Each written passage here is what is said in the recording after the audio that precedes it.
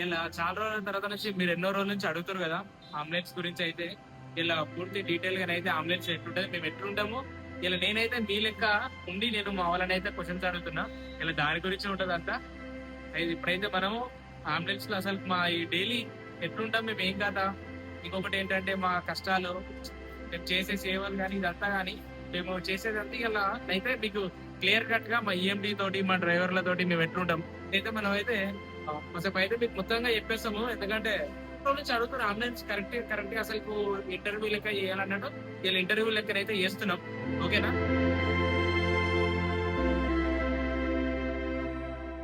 మేమైతే డైలీ అయితే నార్మల్ గా అయితే సీట్ బెల్ట్ వేసుకొని అయితే డ్రైవ్ చేస్తాం. ఇదంతా డ్రైవర్ క్యాబిన్ టోటల్ గా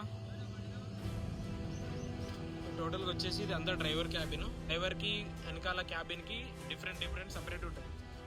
ఓకే అరుణ్, ఎన్ని సంవత్సరాలు అయితే నీకు ఏరోడైనమిక్స్ లో? 1 year. 1 year నుంచి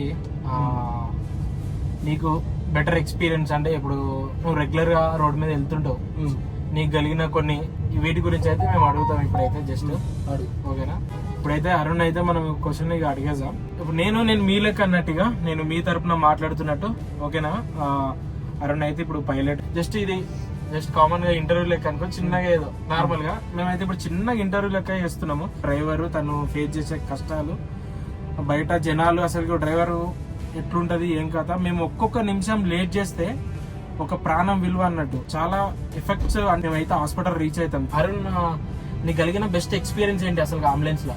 బెస్ట్ ఎక్స్పీరియన్స్ అంటే మనం ఆర్గన్స్ వెళ్తాం, వెహికల్లో తీసుకురావాలి, చాలా స్పీడ్ రావాలి, అంటే ముందు ట్రాఫిక్ చూసుకొని అన్నీ చూసుకుంటా నడపాలి. మనకు పోలీసు వాళ్ళు కూడా సపోర్ట్ ఇస్తారు, ట్రాఫిక్ పోలీసు వాళ్ళు. అంటే లైవ్ ఆర్గన్స్ తీసుకొచ్చినప్పుడు మాకు కొంచెం చాలా అంటే చాలా రిస్క్ ఉంటుంది. చాలా సపోర్ట్ అయితే పోలీస్ వాళ్ళు అయితే మాకు ఎంతో సపోర్ట్ చేస్తారు. అలా సార్లు పోయిండు లైవ్ ఆర్గన్స్ కి, నాకు తెలిసి కూడా ఒక 4-5 times పోయిండు. పేషెంట్స్ ఇప్పుడు మనం షిఫ్ట్ చేసాం, పికప్ చేసుకుని వస్తాం ఇంటి నుంచి, వాళ్ళు 3-4 ఫ్లోర్లలో ఉంటారు, 4 ఫ్లోర్ నుంచి ఉంటారు. వాళ్ళు ఎవరు ఉండరు పైన, అప్పుడు ఇబ్బంది చాలా అవుతుంది. స్కూప్ మీద తీసుకురావాలి, ఎవరు ఉండరు అక్కడ. ఓసారి ఎత్తుకొని రావాలి పైనుంచి కింద దాకా, ఓసారి ఎత్తుకొని రావాలి పైనుంచి. కొన్ని సార్లు లిఫ్ట్ అవైలబుల్ ఉండవు, స్టెప్స్ నుంచే రావాలి. పేషెంట్ కి హెల్ప్ చేయడానికి ఎవరు ఉంటారు, మళ్ళీ బయటకు ఎవరినన్నా మేమే పోయి పిలుచుకొని వస్తాము ఒకవేళ వాళ్ళకి అంత ఇబ్బంది ఉన్నప్పుడు. డ్రైవింగ్ పరంగా ట్రాఫిక్ ఉంటుంది, కొంతమంది సైడ్ ఇస్తారు, కొంతమంది ఇవ్వరు. చాలా వరకు అయితే సైరన్ వేసినప్పుడు చాలా మంది కొందరు ఏంటంటే లైట్ తీసుకుంటారు, అంబులెన్స్ వెళ్ళిపోతుంది కదా అన్నట్టు ఉంటారు. ఒక నిమిషం కాదు, ఒక్కొక్క సెకండ్ ఒక ప్రాణం విలువ లెక్క. కొంచెం రూల్స్ అన్ని చేంజ్ అయిపోయినాయి, అటు కొంచెం ఫాస్ట్ గా రాగలుగుతున్నాం. సంథింగ్ ఇప్పుడు వెహికల్ ఎక్కడన్నా నీకు ఎక్కడన్నా ట్రబుల్స్ ఇచ్చినాయి అట్లా మనమైతే మేము డైలీ ఇదంతా మెడికల్ సెటప్ టోటల్ గా అంటే ఐసీయూ టైప్ ఉంటది. ఇప్పుడైతే మనతోటి ఈఎంటీ రాజేష్ అని ఉన్నాడు, అండ్ ఈ అరుణ్ ఎట్లయినా మీకు తెలుసు. ఈఎంటీ అంటే ఎమర్జెన్సీ మెడికల్ టెక్నీషియన్. మేము ఇది డ్యూటీలు కావండి మరి చేసేటి అయితే కంపల్సరీ. మేము ఒక సేవర్ టైప్ అన్నట్టు. ఇప్పుడు ప్రతి ఒక్క పేషెంట్ కి డ్యూటీ అంటే మేము 9 అవుతుంటే 9 కి దిగిపోవాలి, కానీ 8:45 కి కేసు వచ్చినా కానీ మేము వెళ్తాం.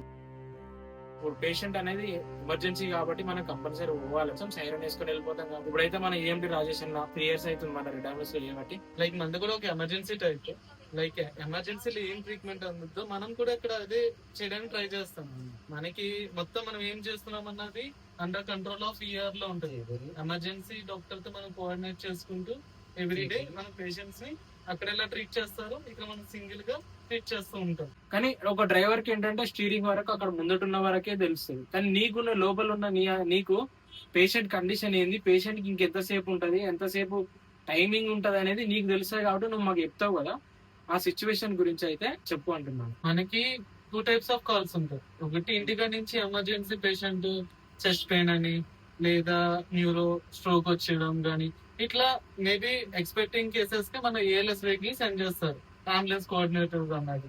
దానికి ఏఎల్ఎస్ వెహికల్ మనం అటెండర్ నెంబర్ రాగానే మనం అటెండర్ తో కోఆర్డినేట్ చేసుకుని మనం ట్రావెల్ అవుతుండగానే పేషెంట్ అన్రెస్పాన్సివ్ అయితే మనం ఏం చేయాలనో చెప్తాం. లైక్ పల్స్ చెక్ చేయడం కానీ. ఈ మధ్య నాలెడ్జ్ ఎక్కువైంది బిఎల్ఎస్ గురించి. వాళ్ళు పల్స్ లేకపోతే సిపిఆర్ చేయమని చెప్పడం. మనం ఇక్కడ ఆన్ ట్రావెలింగ్ మనం వెళ్లే లోపే ఆ అటెండర్స్ ఎంతో కొంత హెల్ప్ చేస్తూ ఉంటారు. రీసెంట్ గా మేము ఏమైందంటే ఒక పేషెంట్ ట్రెకాస్మి ఉంది, ఆ పేషెంట్ కాల్ వచ్చింది అన్రెస్పాన్సివ్. వాళ్ళ అబ్బాయికి సిపిఆర్ గురించి తెలుసు. మనం వెళ్ళేటప్పటికే పల్స్ లేదు సార్, మేము మానిటర్ లో చూస్తున్నాం అని చెప్పారు ఇంటికాడే. ఓకే, వాళ్ళు సిపిఆర్ అన్నది స్టార్ట్ చేయమని మనం ప్రోటోకాల్ మనం చెప్పామన్నమాట, పల్స్ లేదు కాబట్టి. సిపిఆర్ చేస్తున్నారు, మేము వెళ్ళే లోపలికి ఇంటికి వెళ్ళిన తర్వాత మేము పల్స్ చెక్ చేసి డీఫిప్ కనెక్ట్ చేసుకుంటే నో పల్స్. మేము ఇంకా ఏసీఎల్ఎస్ ప్రోటోకాల్ మేము స్టార్ట్ చేసుకుని మనకి డాక్టర్స్ కూడా ఆన్ కాల్ లో ఉంటారు వీడియోలో. మనం ఇంకా ట్రీట్మెంట్ అన్నది స్టార్ట్ చేసుకుని పేషెంట్ అన్నది రివేట్ అయింది. మనం ఈ పేషెంట్ ని అంబులెన్స్ ఇక్కడ వరకు అన్నది ఒక టాస్క్, మనం షిఫ్ట్ చేయడం అన్నది ఒక టాస్క్. ఎందుకంటే ఆల్రెడీ బ్యాడ్ ఉన్న పేషెంట్. ఇంకొకటి, మనం ట్రాన్స్పోర్ట్ చేస్తున్న టైంలో రెండు చూసుకోవాలి. కొంతమంది మనం ట్రావెల్ చేస్తున్నప్పుడు కొంతమంది ఏమనుకుంటారంటే బైక్స్ మీద వెళ్తున్నప్పుడు నార్మల్ గానే వెళ్తున్నారు వీళ్ళు, ఏదో సమ్ అవసరం ఉన్నా లేకపోయినా వేసుకుంటున్నారు సైరన్ అన్న ఫీల్ ఉంటుంది కొంతమందికి ఆ పెయిన్ తెలుసున్న వాళ్ళకి తెలుస్తుంది అంబులెన్స్ విలువ, లైక్ వాళ్ళు ఫేస్ చేసిన ప్రాబ్లమ్స్ గానీ అట్లా. మనం బాగా ఎమర్జెన్సీ ఉందంటే మనం డ్రైవర్ చెప్తాం, అన్న కొంచెం మైక్ లో అనౌన్స్ చేసుకుంటే ఫాస్ట్ వెళ్ళు. మనకి ఇంకా ఎమర్జెన్సీ ఇట్లా కార్డియాక్ అరెస్ట్ గానీ, ఇట్లా బేబీ డెలివరీ లేబర్ పెయిన్స్ కానీ ఏమైనా వస్తున్నప్పుడు మనకి తెలంగాణ పోలీస్ కంట్రోల్ రూమ్ కి ట్రాఫిక్ డిపార్ట్మెంట్ కి కాల్ చేస్తే వాళ్ళు మొత్తం డీటెయిల్స్ తీసుకుని నిజంగా కొంతసార్లు వాళ్ళు హెల్ప్ చేస్తారు. పాపం చాలా సార్లు గ్రీన్ సిగ్నల్ ఇచ్చిన టైమ్స్ కూడా ఉన్నాయి, వాళ్ళు చాలా వరకు సపోర్ట్ చేస్తారు. నెక్స్ట్ ఏంటన్నా, నువ్వు పేషెంట్ ఇప్పుడు ఒకవేళ వెహికల్లోకి వచ్చినాక, ఇప్పుడు వెహికల్ అంబులెన్స్ పికప్ చేసుకుంటాం కదా, పికప్ చేసుకున్న తర్వాత ఏంటంటే ఇప్పుడు మనము ఇంత దూరం అనేది మనకు పేషెంట్ని చూస్తే అర్థమైపోతుంది, ఇంత టైమే ఉంటుంది, ఇంత టైంలోనే మనం హాస్పిటల్ రీచ్ కావాలని ఉంటుంది కదా. ఆ టైంలో మీరు ఏం చేస్తారు? మీకు ఒకవేళ అంతగానం ఎప్పుడైనా మీకు అలాంటి ఎప్పుడైనా ఫేసింగ్ అయిందా? ఒకసారి పేషెంట్ షిఫ్ట్ చేస్తున్నప్పుడు యాక్చువల్లీ మనకి నియర్ బై హాస్పిటల్ ఏంటంటే ఫస్ట్ పేషెంట్ బ్యాడ్ ఉన్నప్పుడే మనం నియర్ బై మనం చెప్తామన్న పేషెంట్ కండిషన్ బ్యాడ్ ఉంది, అక్కడ వరకు వెళ్ళేటప్పటికి ఏమైనా జరిగితే కనుక నియర్ బై హాస్పిటల్ షిఫ్ట్ చేయడానికి ట్రై చేస్తాం. ఎందుకంటే మనకు పేషెంట్ ఫస్ట్ కావాల్సింది లైఫ్ సేవింగ్. మనం ఎక్కడ షిఫ్ట్ చేస్తున్నాం అన్నది కాదు, మనం చేరుకోవాల్సిన డెస్టినేషన్. ఓకే, మనం 99.9% అక్కడ వరకు ట్రై చేస్తాం, కానీ ఇంకా బ్యాడ్ అయ్యారు, ఇంకా తన ప్రాణం మీదకి వచ్చింది అనుకుంటే అటెండర్స్ కి చెప్పి నియర్ బై హాస్పిటల్ షిఫ్ట్ చేస్తాం. Okay, with emergency in case emergency. చాలా మంది మనకు అంటుంటారు కదా, వెహికల్ అసలు సామాన్లు ఏమేమి ఉంటాయి, అసలు ఎమర్జెన్సీ పర్పస్ మనకు ఉంటాయి కదా, వాటి గురించి కొంచెం ఎక్స్ప్లెయిన్ చేయి. అంటే ఇప్పుడు మనకు అసలు ఇందులో ఏముంటాయి అనేది ఐసీయూ సెటప్ అని ఇందాక చెప్పారు కదా, అండ్ బిఎల్ఎస్ అని కూడా చెప్పారు. అసలు బిఎల్ఎస్ అంటే ఏంటి, ఏఎల్ఎస్ అంటే ఏఎల్ఎస్ అంటే ఏంటి, ఇవి కూడా కొంచెం ఎక్స్ప్లెయిన్ చేయండి. ఈ బిఎల్ఎస్ అన్నది బేసిక్ లైఫ్ సపోర్ట్. మన డ్రైవర్స్ కూడా బిఎల్ఎస్ ట్రైన్ అయిన పైలట్స్ ఉన్నారు మన దగ్గర. అంటే ALS like ACLS advance cardiac life support, and ALS advance life support. Okay, మనకి టోటల్ ఎమర్జెన్సీలో ఉండే మెడికేషన్ తో మాక్సిమం దానికి ఈక్వల్ గా ఉంటాయి కొన్ని అంబులెన్సెస్ లో. మన దగ్గర కూడా మెడికేషన్ బ్యాగ్స్ ఉంటాయి. అక్కడ ఇంట్యుబేషన్ ఎట్లా అవుతుంది, పేషెంట్ అరెస్ట్ అయినప్పుడు కానీ లేదా పేషెంట్ బ్యాడ్ అయినప్పుడు కానీ ఎట్లా ఉంటుంది, సేమ్ ఇక్కడ కూడా ఇలాగే ఉంటుంది.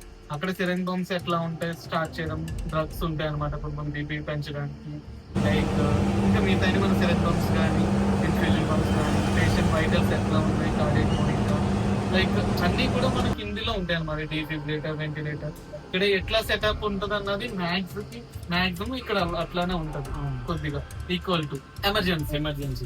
ఓన్లీ ఎమర్జెన్సీ పేషెంట్ కి మనం ఎంత హెల్ప్ చేస్తామో అక్కడ పేషెంట్ అంత లైఫ్ అన్నా సేవ్ అవుతూ ఉంటుంది. ఈ ఎవ్రీ సెకండ్ అన్నా కౌంట్ అవుతుంది. అండ్ ఇంకోటి ఏంటంటే every day is the one challenging day. ఇది డ్రైవర్ కవని, అది పారామెడిక్ ఎవరికన్నా కూడా every day is the one challenging day.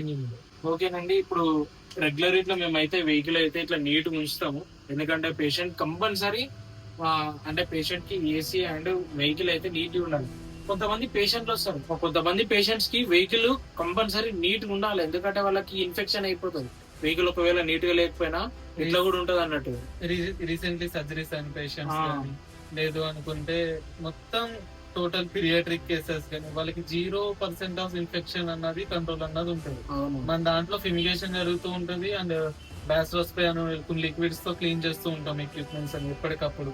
Every patient అవగానే మన హెల్పర్ సపోర్ట్ తీసుకుని మాక్సిమం అన్ని కూడా క్లీన్ గా పెట్టుకుంటాం. ఎందుకంటే ఒక పేషెంట్ వస్తున్నారంటే మనం చూడగానే నమ్ముతారు, అవును. లైక్ ఫస్ట్ మనం చూడగానే వాళ్ళకి ధైర్యం వస్తుంది, అటెండర్స్ కానీ లేదా పేషెంట్ కి కానీ, పారామెడిక్ కానీ, పైలట్ కానీ చూడగానే. ఎందుకంటే నిజంగా సేఫ్ హ్యాండ్స్ తో తీసుకెళ్తారు.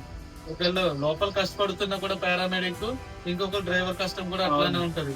ఎందుకంటే ఈ పేషెంట్ సేవ్ చేయాలి, ఎదుటి వాళ్ళకి యాక్సిడెంట్ జరగకుండా తీసుకెళ్లే బాధ్యత డ్రైవర్. లోపల ఉన్న పేషెంట్ కి మొత్తం అంతా ఎక్స్ప్లెయిన్ చేస్తూ, అటెండర్స్ కి ఎక్స్ప్లెయిన్ చేస్తూ వాళ్ళు కంగారు పడుతూ ఉంటారు.